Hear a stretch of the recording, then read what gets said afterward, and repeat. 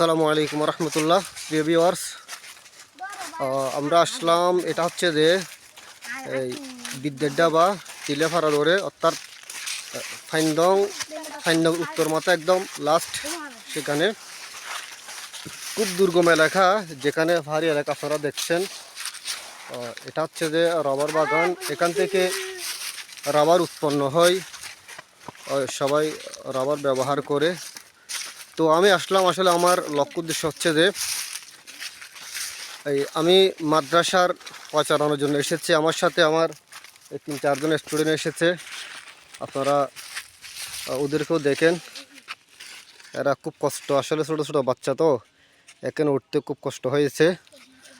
যাক, আমি এদেরও শুকরিয়া আদায় করছি।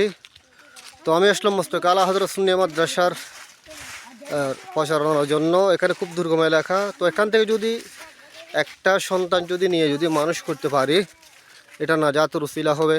এবং যারা মাদ্রাসার মধ্যে সহযোগিতা করেছেন, এদেরও নাজাতের উসিলা হবে, পরকালে একটা উসিলা হবে। এই সুবাদে আমি আসলাম।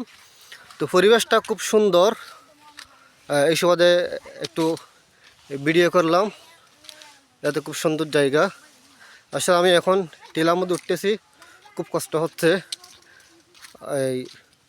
এই সুবাদে দেখে আমি একটু ভিডিও করে নিই, সবাই দেখবে আর সবাই দোয়া করবেন।